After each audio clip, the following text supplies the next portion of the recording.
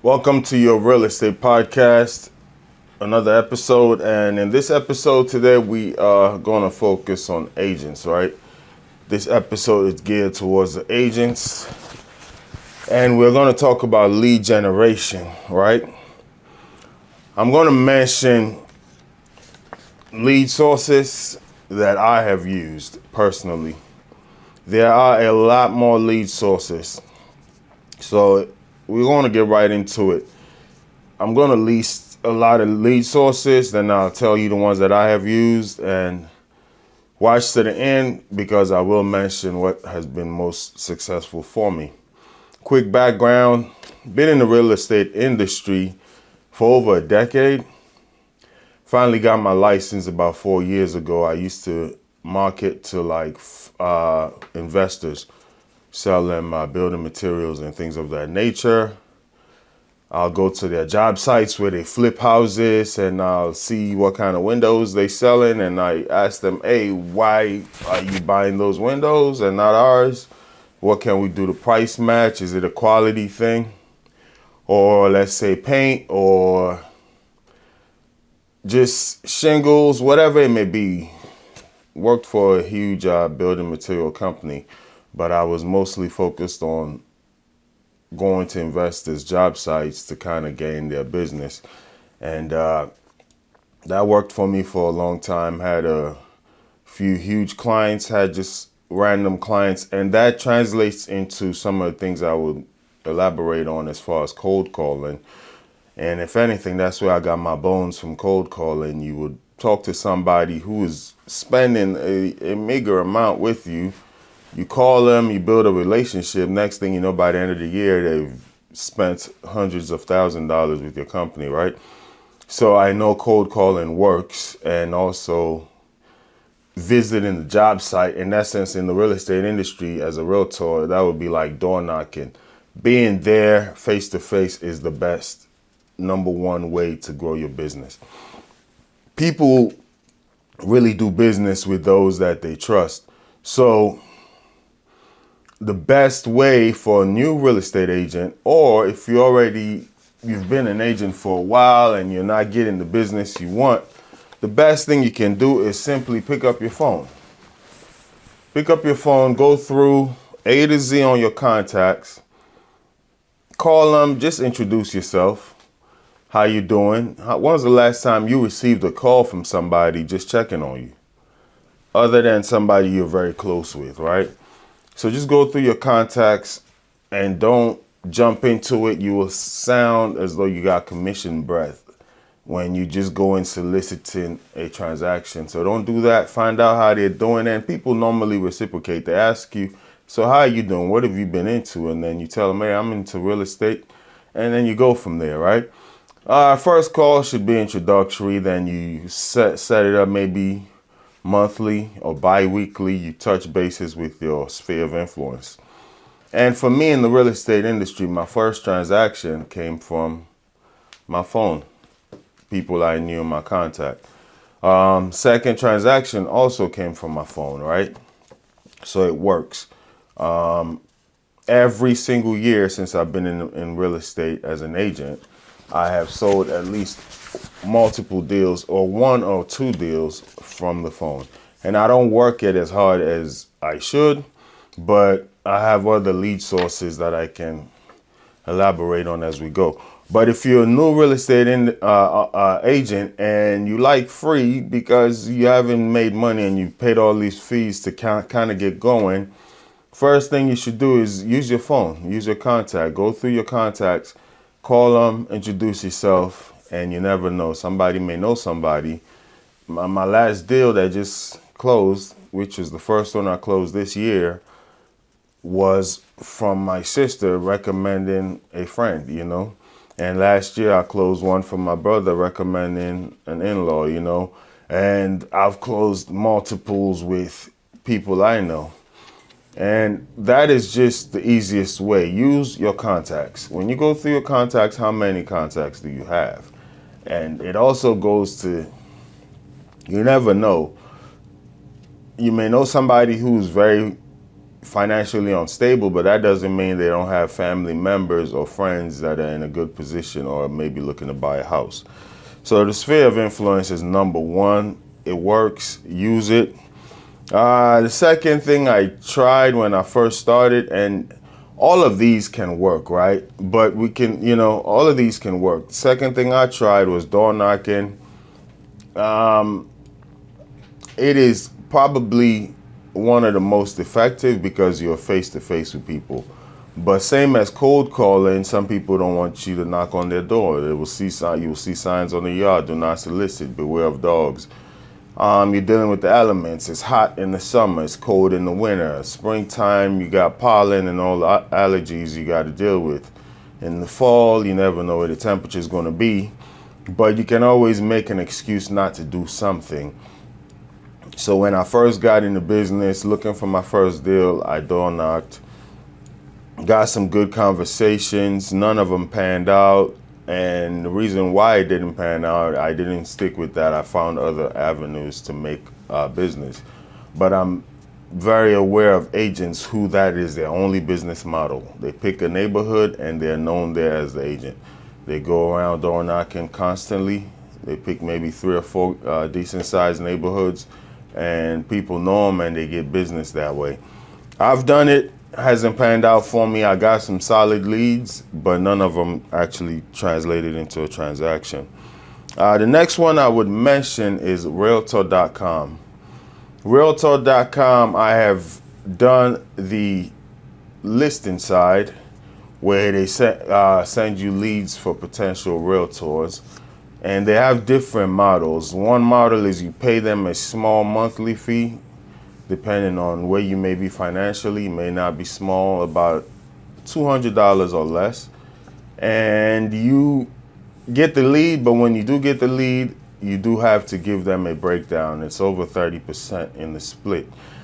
That one, they are incentivized to make sure you succeed because they get that big commission split with you. So that one I got one listing appointment. So it's not the greatest, but I did get one listing appointment and it was a $900,000 property. So imagine if I would have gotten that commission. Just to do some quick math, let's say it would have sold for, we're just going to cut it down, $850,000. We're looking at about $21,000 on the commission, and then I do my split with them. So the reason why that gentleman never sold is he ended up staying with the government. This was at the time when Donald Trump was cutting down on the government workers, and he was thinking, should I get the buyout? He never ended up getting the buyout, and he stayed up here. He had another house somewhere in the South that he was going to just sell this one and relocate. But that was a solid lead, and it does work. And they have another one, which is the buyer. And I just started with that one this year. I've had one lead so far in about a week. A gentleman was looking for a huge house, but it turned out he already had an agent. He just had a question about a particular house. So we'll see how that one pans out, and I'll keep people posted on that. Maybe there is something there, maybe there's nothing there. We'll see. But I know on the listing side, I do get solid leads. It's all about converting those leads, right? You do have some that are exclusive and some that are sent to you and another agent. If it's an exclusive lead, you pay more for it, but it only comes to you. A non-exclusive lead goes to you and another agent, and you pay less for that monthly.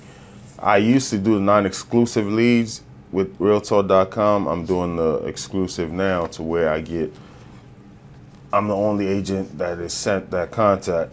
And we'll see how that goes. Another lead source I have worked with is Redfin. And Redfin has a threshold for you to get in. You need to have closed at least 5 transactions, to my knowledge. I think within the past year or so, but at least 5 transactions. I did close 2 deals with Redfin. I currently have a contract that is, you know, has been signed and everything right now. So this will be my third Redfin deal. And they have a split as well based on the price of the home. The higher the price of the home, the more you pay them back.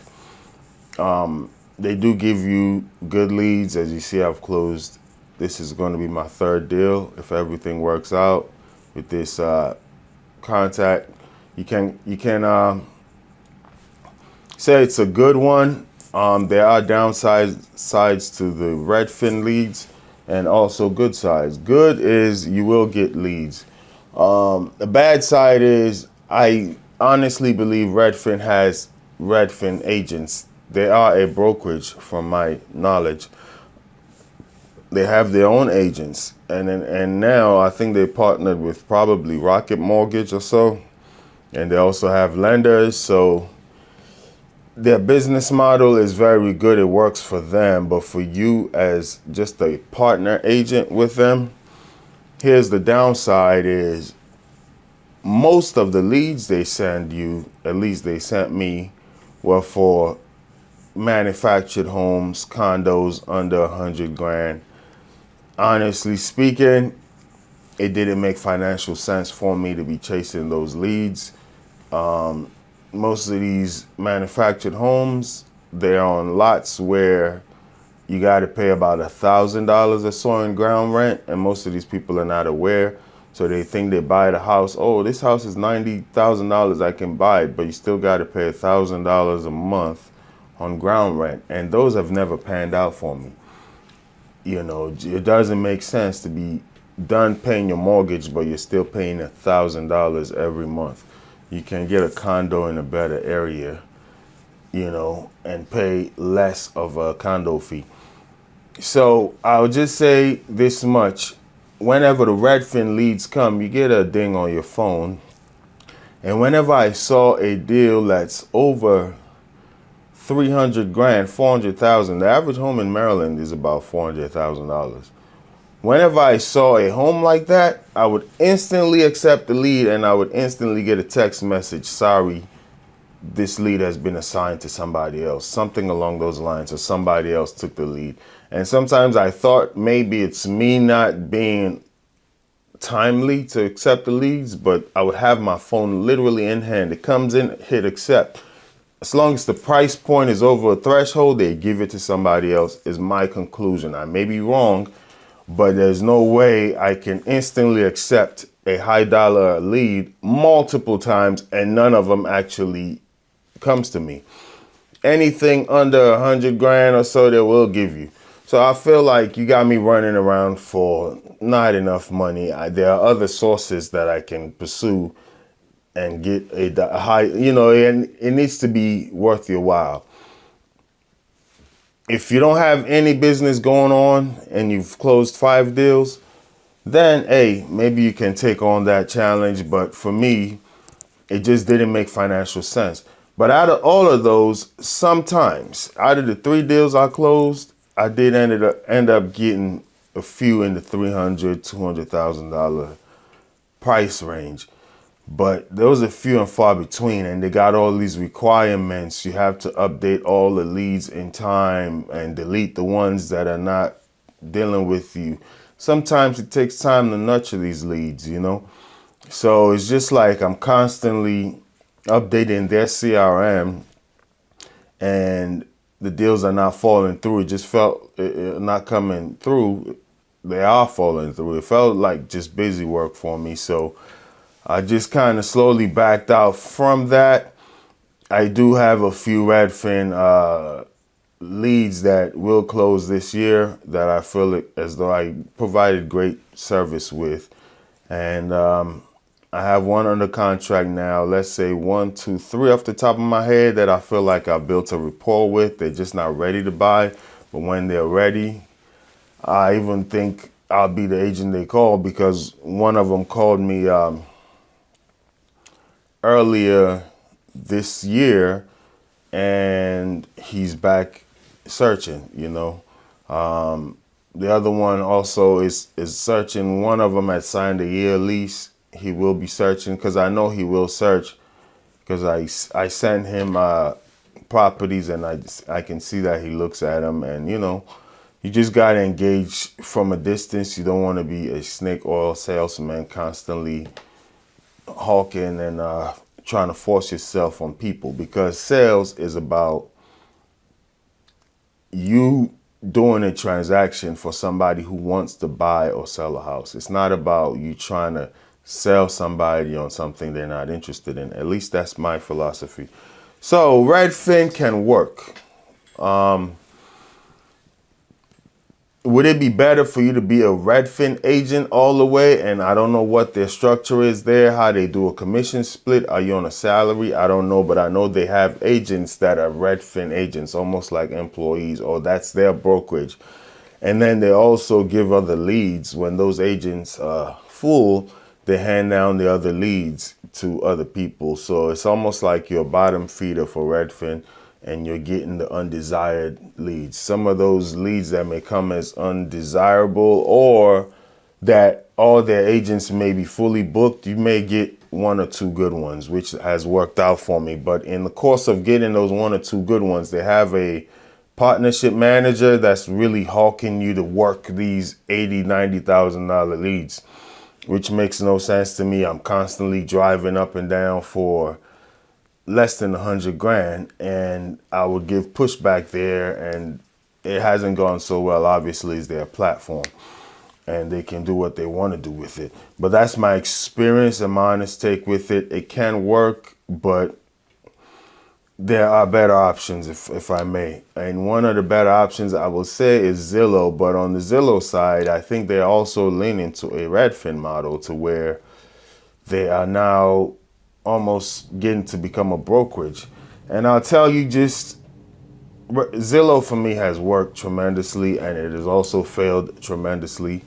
There was one year where Zillow closed 10 deals for me. There was another year where I spent $10,000 with Zillow and I closed 0 deals from that 10 grand. I did end up closing multiple deals from Zillow clients from the previous year, but not that year where I spent up to 10 grand and I had to stop, and I said, this doesn't make sense this year, because that was last year. The interest rates were so high, buyers weren't making a move.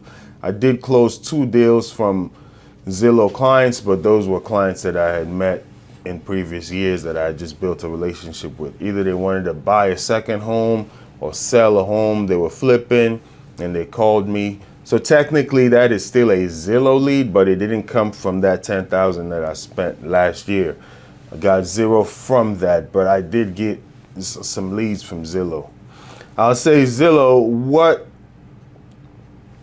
gave me a red flag was I closed a deal in Bowie, Maryland for Zillow, and 400 and something thousand. Great transaction. The guy knew what he wanted. He grew up in the neighborhood, divorced. His wife is down the street. He just saw a house in his old neighborhood that came on the market, and he bought it because he wanted to be closer to his kids and things like that. And that's just his neighborhood. Even though he's divorced, he just wanted to go back to his roots. So he knew what he wanted. It was a straight up transaction. He actually knew the person that owned the house. That was his neighborhood. Smooth deal. On signing, the gentleman was asking me for a discount. And he said Zillow told him that if they worked with their agent, they'll get a discount. And we called right there at the signing table before the buyers came.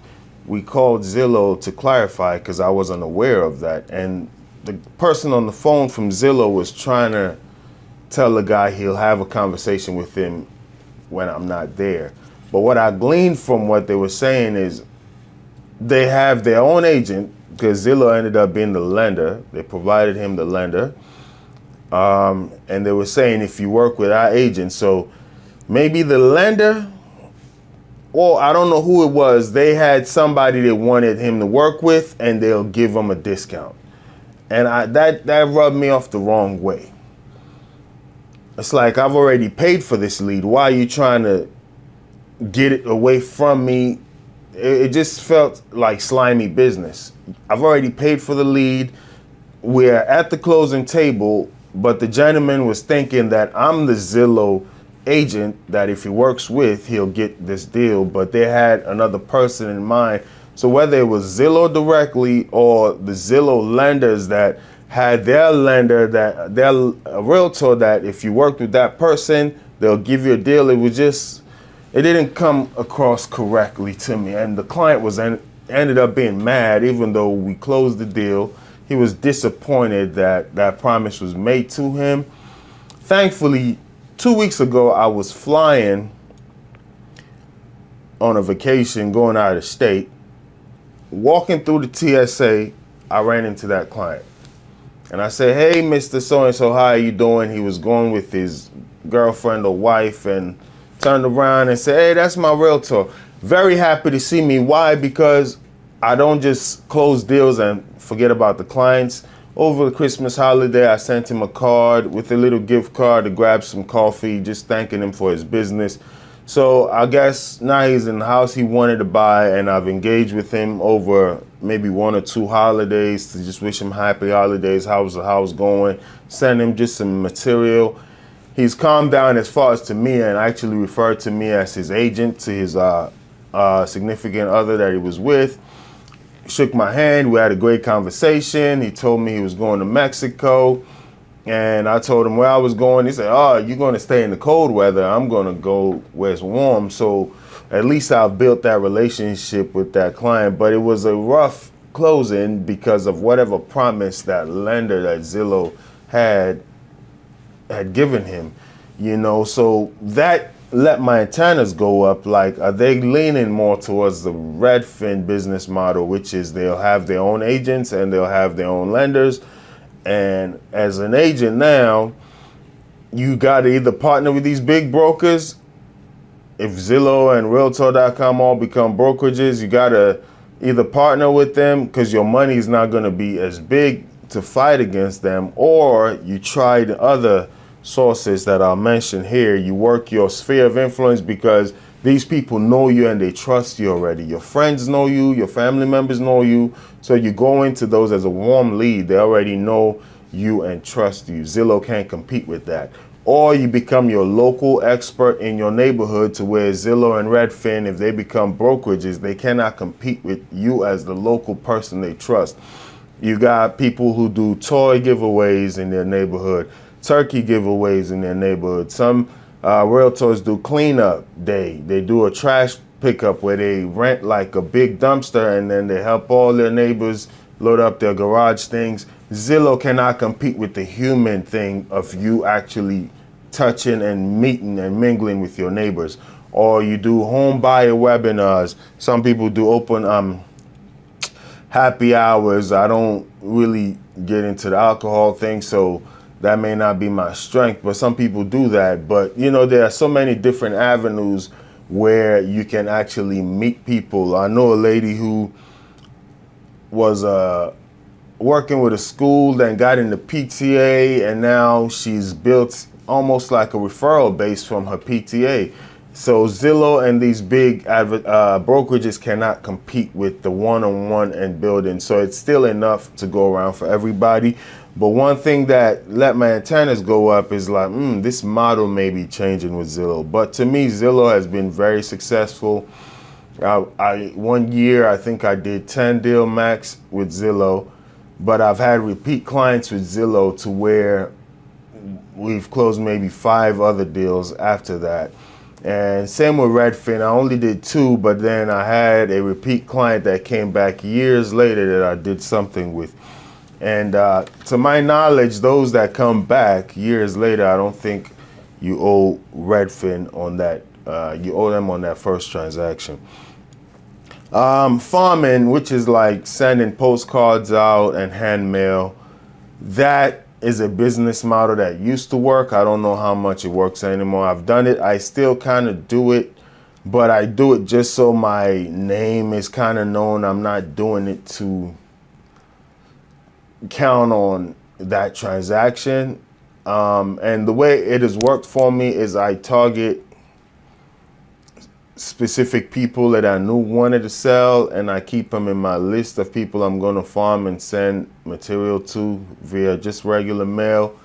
And they have called me back over time. Maybe a year or so will go by, and one of them will call me like, "Hey, I'm ready to list my house. Are you ready to go?" And then the last one I want to mention is Vulcan 7. On the list of leads, Vulcan 7 has always worked for me. And just this year, I had a gentleman from Vulcan 7 a lead that I got a year ago or 2 years ago, listed his house. I think he was overpriced. It didn't sell. But he also referred me to his neighbor. I ended up closing his neighbor's house. She had to sell. She had to move. And honestly, she was going to go into foreclosure. She was barely hanging on to her mortgage. She had to sell. So we priced it at a decent price, mid 300s, actually high 300s. She was aiming for 4. I told her, if you really got to sell, 368, 370 would be where you want to go. She knew that as well, but she wanted to push for closer to 4. But being that she had to go, we dropped it down to 368 or something like that. And the week we did, we got 2 offers. And she said it herself, I knew if I get to 360, I'll sell. So I did that deal for her, and that was a Vulcan 7 lead that referred me to his neighbor. His neighbor sold, and he didn't sell, but he saw the deal and the work I did for both of them, and we actually got him under contract. So it's not like we actually got 2 offers, 1 under contract, and then we found out some issues that were wrong with the structure of the building that he had to repair.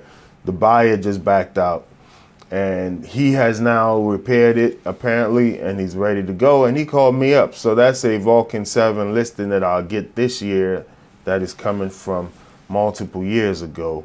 And once again, even though we didn't sell, I just didn't throw it in the trash can. I sent him things over the holidays, text messages, periodically call. Now he's in my contact. You use your phone, as I mentioned in the beginning. I call him, I check on him, and he said he'll let me know over the weekend if he's going to list. And he called me up, so that's one of my things to do early today on a Monday, is to follow up with him to see if he's going to list. So my first listing came from Vulcan 7. Annapolis, Maryland. It was about almost $500,000, and I got multiple listings. So here's the thing about Vulcan 7. For me, it can be the most lucrative and most productive because you don't pay that much as Zillow, but you get way more leads. The best things you got to work for. You understand? You got to work for. Vulcan 7 is, you got to work for it.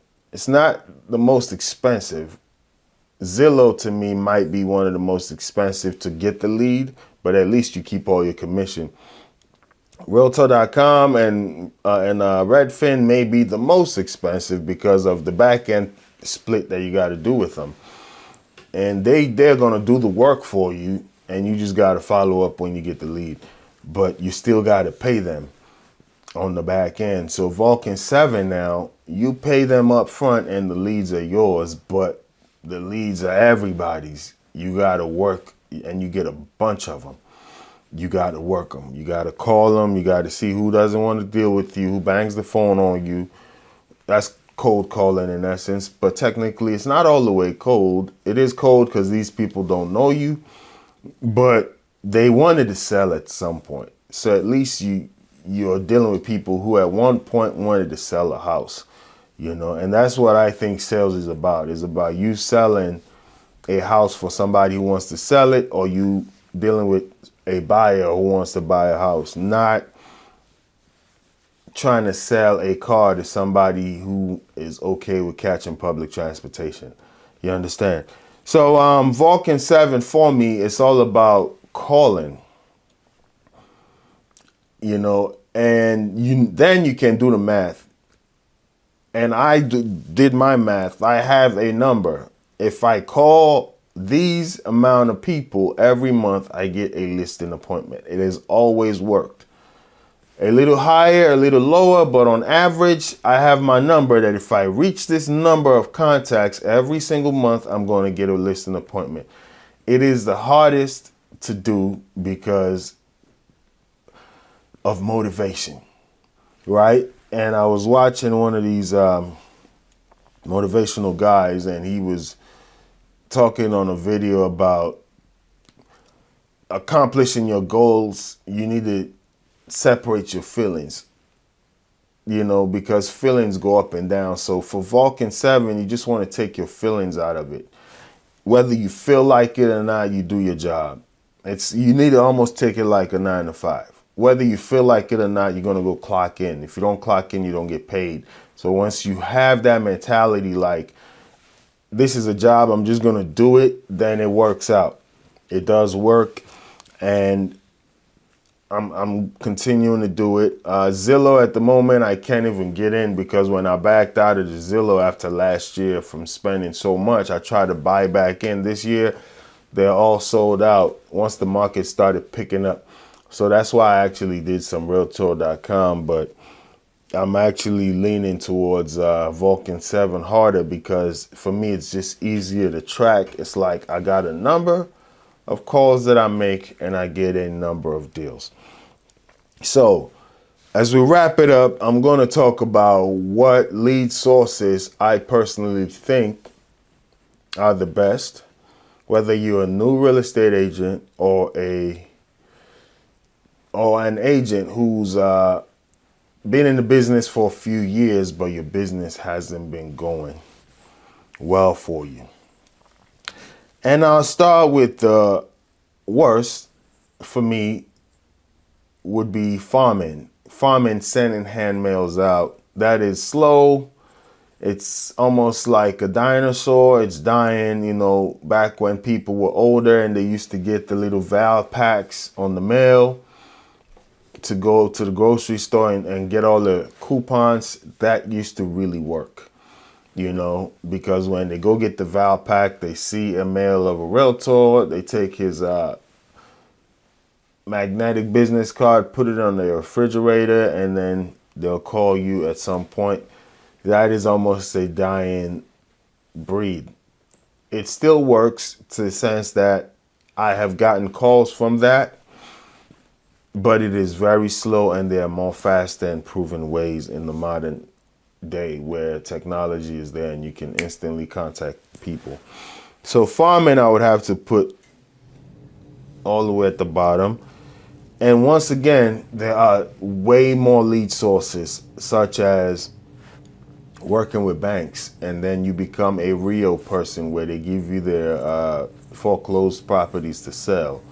There are investors, there are other websites. There's a Facebook, there's social media, there's YouTube. There are all these things, content creation, TikTok. You got agents who live off of those. I'm just talking about my business and what has worked for me. I do YouTube, as you can see right here. And for me, YouTube has been like used as a tool to solidify my status as an agent, right? Not only do I have resumes and houses that I've sold now, but YouTube videos come handy when I get a question from a client. I do answer them and I send them a video like, hey, check this out. When they ask me about the Maryland Mortgage Program, I can just send them a video. Hey, this is what I know about the Maryland Mortgage Program. Here are links, but check this video out that I did. You can watch it on your spare time, or first time home buyer, home seller. So these videos kind of go hand in hand, and they also are marketing material. When I farm, when I call, when I email, I tag in a YouTube video. So that's how I've used them to help my business. But they haven't given me a business, just somebody searching online, find me and call me. I haven't received that. I've possibly have, and I don't know, because I get leads through my websites and maybe they originated from YouTube. I don't know. but I still do them. So there are business models, but the ones that have worked and haven't worked for me, farming is one that it can work, but it's slow. The next one I would say would possibly be door knocking. Door knocking, once again, I built some rapport. I just couldn't do it. It was too time consuming. You knock on doors, sometimes people are in there, don't want to open. Same with me. If I don't know you're coming, you knock on my door, I may not open. So door knocking, it's not my thing. Once again, this goes to what you are most comfortable with. Door knocking is not my thing. Why go drive around, burn gas, walk in the heat, knock on 5 doors? In the time I'm doing that, I can possibly sit on the phone and call 100 people. If the goal is to talk to people, I can do it faster. But door knocking is the most effective because you get face to face with people, right? But slow, same as farming, which is hand mailing material out. Slow. They can be used to complement. For instance, for me, farming can be used to complement. If I have already spoken to you, I can farm you now and send you material and stay, connected. Third, from the bottom, I would say is Realtor.com. Didn't close anything with them. Surprisingly, I put in some more money because I feel like they have a model that can work. I did get a lead that was pretty solid. Unfortunately, he didn't move. That's nothing I can do about that. He was considering it, and I'm still, going to keep farming and working with that. And then even recently that I got back on Realtor.com about a month ago, I've already had 1 or 2 solid leads. One of them is already listed, but I don't think their current agent is doing the job. So they reached out to me on Realtor.com, and when I spoke to them, I didn't even know the house was listed. It's just I went to make a CMA form, and I'm like, oh, you guys have listed already.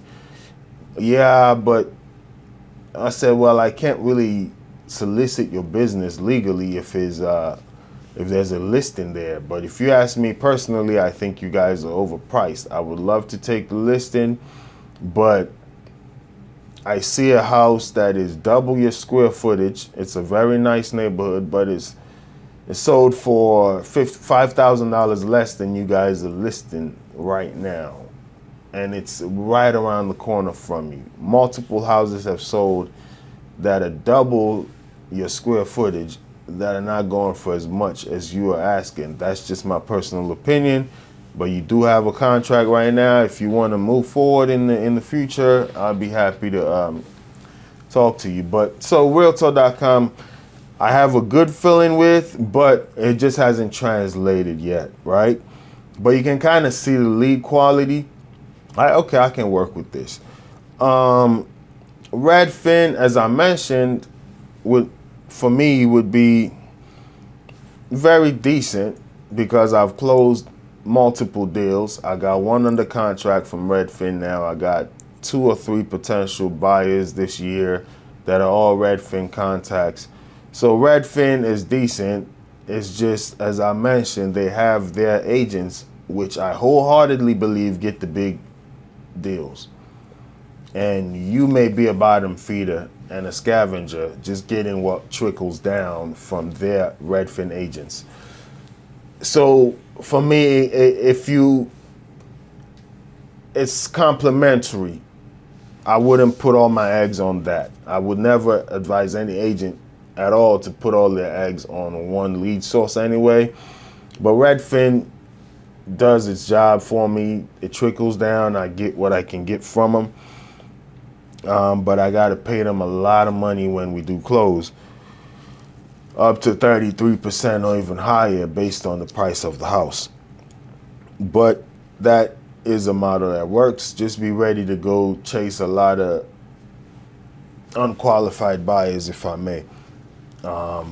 People that are buying $100,000 houses, $80,000 houses. Is it really worth it in this area when you can do other lead sources? And for instance, when I target a certain amount. I don't go higher than I've done, and I don't go lower. I'm in a nice price range, you understand? But Redfin now, like I mentioned, the quality of the leads, you get a bunch of no good ones and you get one or two good ones, but it has worked. It's up there. Next one would be my sphere of influence. As I mentioned, every single year, one or two deals come from people I know. Has always happened.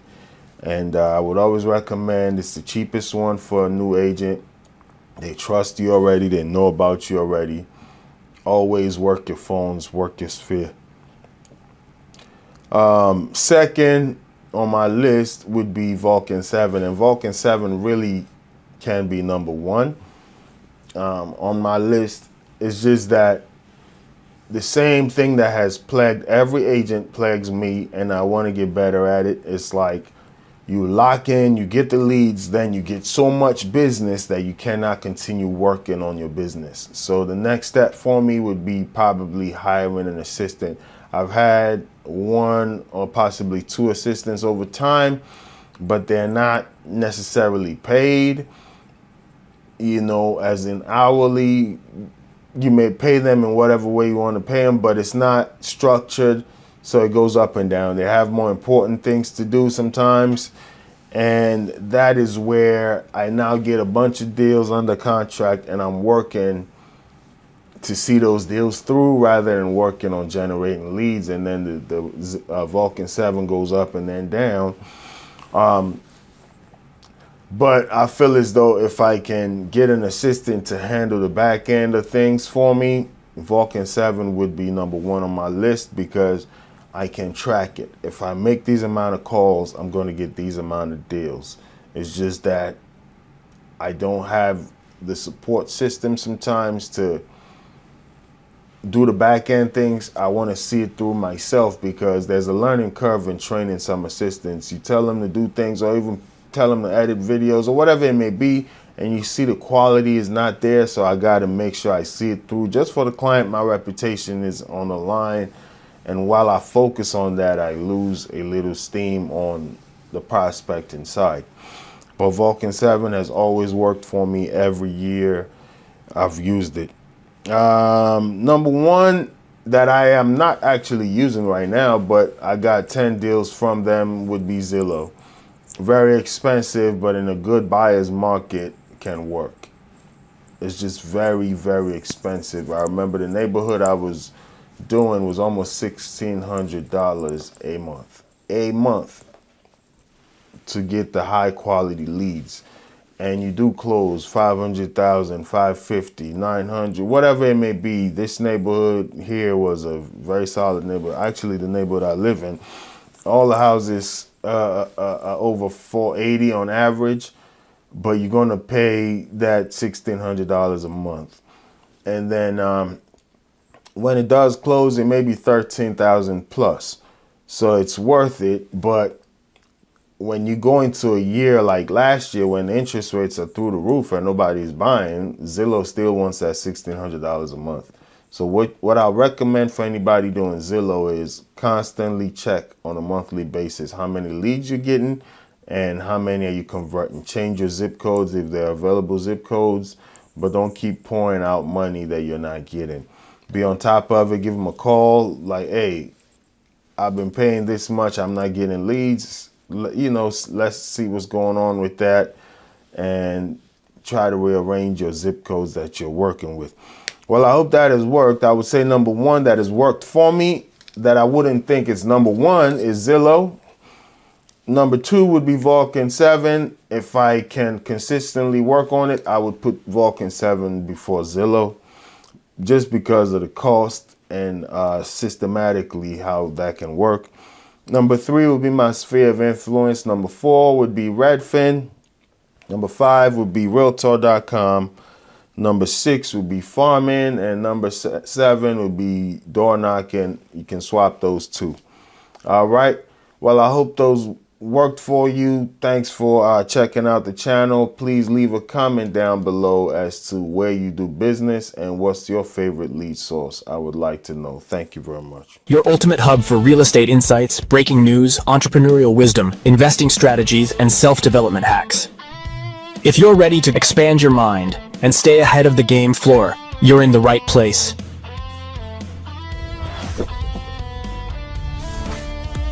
Subscribe now. Your future self will thank you.